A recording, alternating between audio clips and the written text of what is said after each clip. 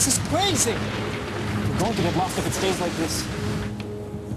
They can see that throughout most of the flight, the computer was navigating the plane. But since the flight computer was sending the plane off course, the captain decided to navigate the plane himself. Okay, put the IRS in attitude.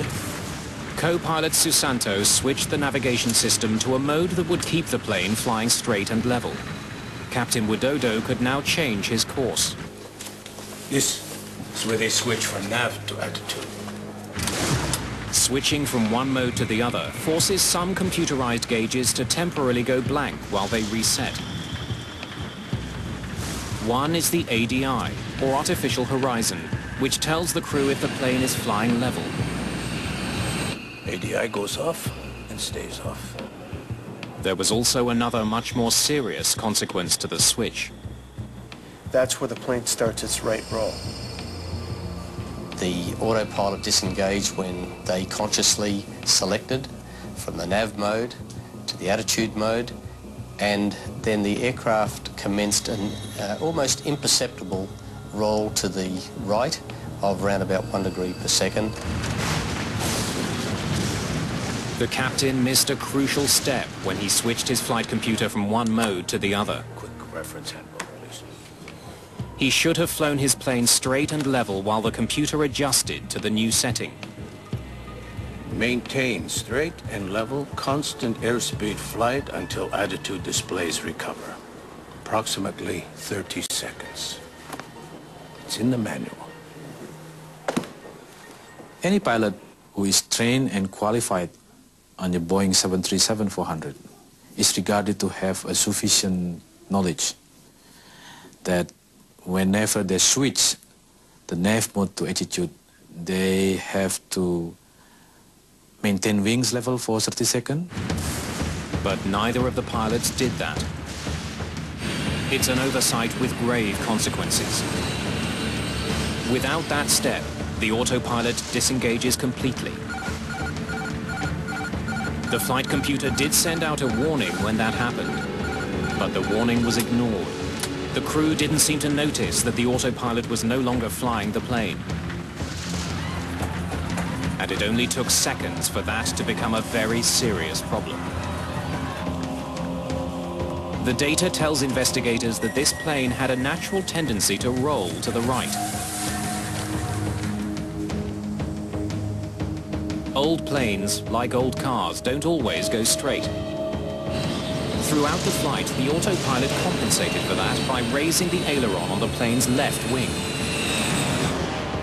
An aileron is a movable flap on the wing that controls how much the plane rolls to the left and right. But once the autopilot disengaged, it stopped compensating and the ailerons went back to a neutral position. That allowed the plane to revert to its tendency to roll to the right. And they don't even notice. At this point, the plane was rolling at a rate of 1 degree per second. Focused on their faulty navigation system, and with thick clouds obscuring the horizon, the pilots had no idea that their plane was dipping. It's not uncommon for pilots to get disoriented in this way. Your body will start to fool you. Your senses will start sending you false information or false senses.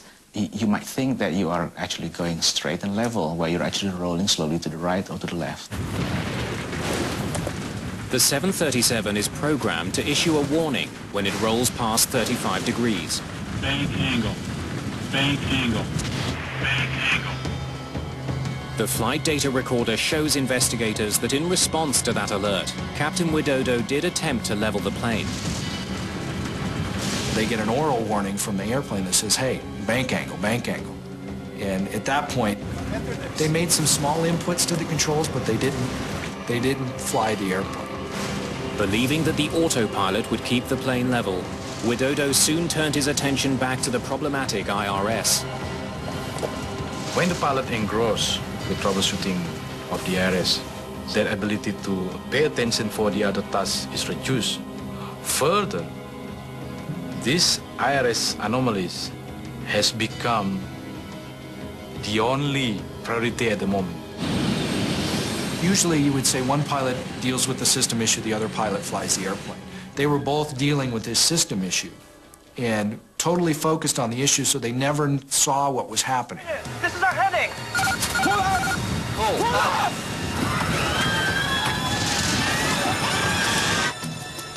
Investigators can see that when Captain Widodo does take action, he makes the situation much worse. With his plane still banked drastically to the right, Captain Widodo should have leveled his wings and then pulled his nose up. He did the opposite.